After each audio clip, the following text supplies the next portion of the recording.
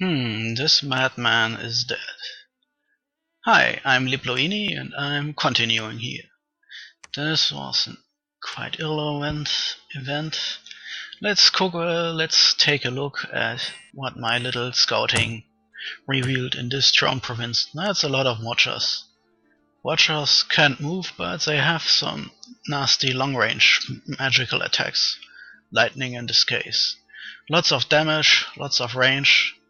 Wow. Well, that's a ton of them. Those guys can basically butcher every army someone could raise right now. In the future, if I want this throne, I have to find some way to slowly destroy them one after another, losing countless armies. And of course, there's this monolith here. Lots of magic in Earth, Astral, and Nature. Normally quite enough to buff an army. In this case, the Watchers don't actually need buffing and don't profit as much of it. The real terror will probably be something like tons of earthquakes or something.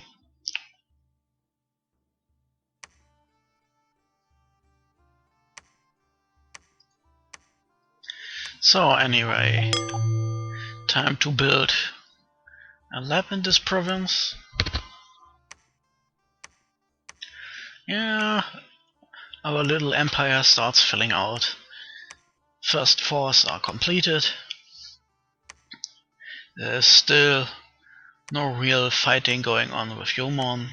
Looks more like our non-aggression treaty will hold, but still I send scouts into his territory to see what he's doing. And there is still the giant army of Pangaea on the right.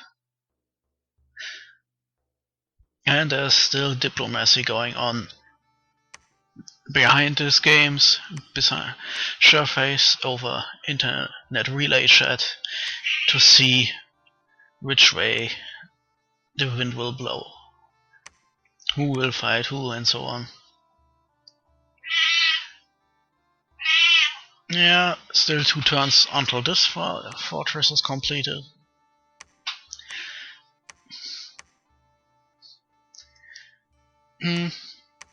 My capital lies in a somewhat awkward place, only protected by the other fortress next to it and mountains to the north and the east. Well, that's how the cookie crumbled this time, I guess. Still not much we can forge. And here I'm correcting a dumb error I made earlier. My thought was this leader has to go back to the capital to collect some more troops. The last video was long enough ago. I don't even know what that guy was doing there. Did I recruit him and send him away? Did I recruit him in some of my other forces and send him across the map? No idea. Well, as you can see, I'm still putting all my bets on lots of elephants and some winged infantry to hold my front lines. Soon this will change, because honestly, as soon as our fronts have stabilized and I've built everything I want to build, there will be tons of money and resources I would be wasting if I didn't switch over to the more expensive but also more reliable troops. The mammoths, well, they won't be as necessary then, with higher moral troops who can do more damage and last longer. Sooner or later, giant elephants who spook easily will turn into somewhat of a, let's call it, a liability.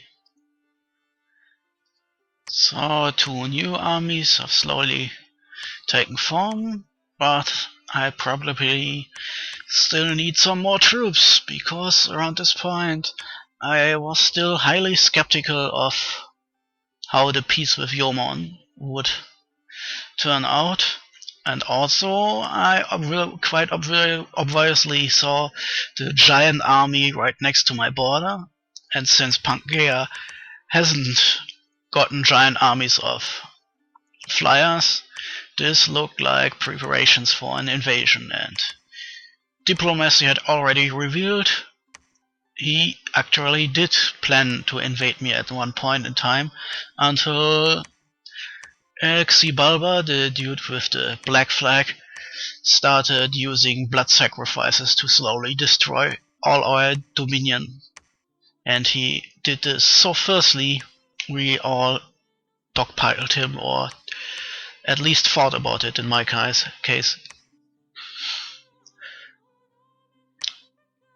So basically, yes, you can see in the upper right corner the fortress with the black flag, a nation of flying dudes who are quite good at sacrificing people, an actual game mechanic the game has. And you can use it with priests to make priests like super strong and destroy enemy religious belief pretty damn fast. And what the hell? One of my units was shrunken?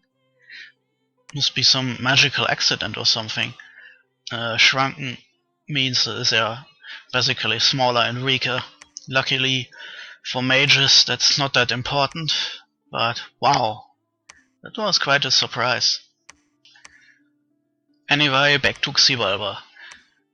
When you look at the map, you're seeing around the Black Fortress in the east, there's a lot of black candles slowly marching into my territory. A black candle is basically the enemy's dominion. And in this case, it's basically Xibalba slowly dripping his belief everywhere and diminishing ours. Something I didn't notice until people started talking to me about the problem Xibalba was. And I see my recording is at an end. We'll continue this next time.